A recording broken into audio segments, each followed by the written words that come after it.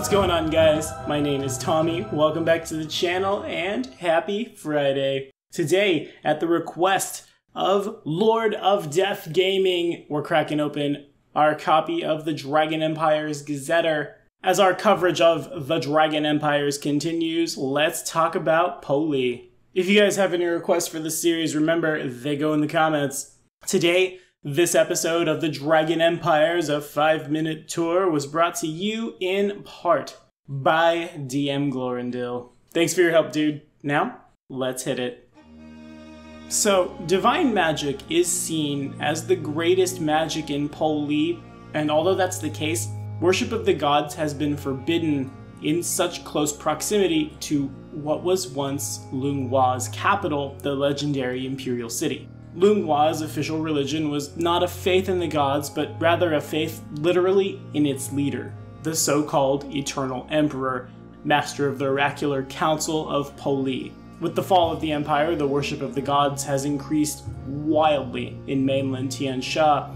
Yet here in Poli, oracular worship of the Eternal Emperor persists as a monotheistic religion that does not allow the participation of clerics. Clerics, in fact, are castigated as heretics. That the previous emperor perished during the fall of Lunghua has not noticeably impacted the faith itself, for the people of Poli know that it is but a matter of time before the Eternal Emperor is reincarnated and ascends once again to the Five-Dragon Throne. Though the Oracular Council publicly supports the Emperor's claim to command a unified Lunghua, it has yet to produce a living heir. Skeptics suggest that theocrats are in no hurry to relinquish their tight control over the new nation, while faithful argue that the oracles await a sign from heaven indicating that the true imperial heir has been reincarnated and is ready to unify the fractured empire. Hopeful mothers present their young children to the oracles with some claim of a divine spark, indicating that they have given birth to the emperor. Almost all such claims are dismissed outright by investigating inquisitors,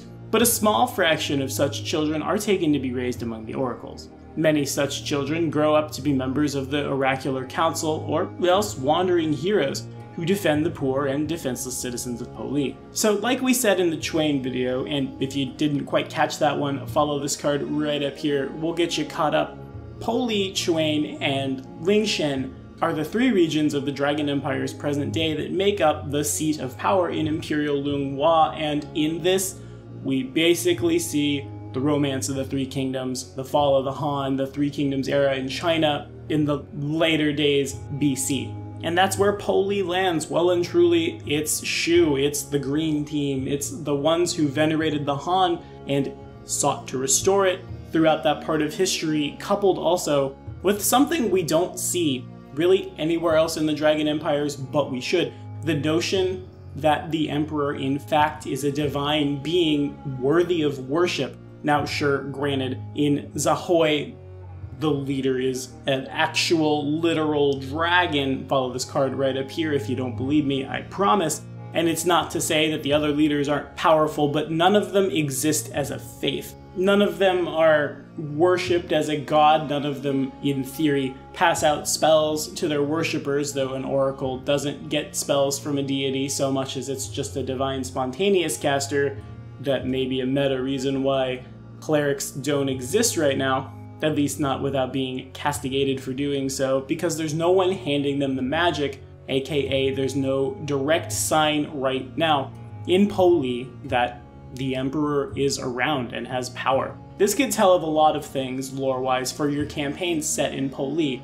Possibly that the Emperor was a mythic character capable of doing so, or maybe even well and truly a god that was killed during Lunghua's fall. And once again, once we clear all these regions, and we're pretty close actually, we'll do a big video covering the history of the Dragon Empires, but that's what I would do if I had a campaign from here, if I wasn't just having three friends swear an oath in a peach garden to restore the Han and be true to each other, and then one of them dies and the other one gets killed attacking Chuan. I'm spoiling the Three Kingdoms era lore, history, and video games for you. That's not what we're here for.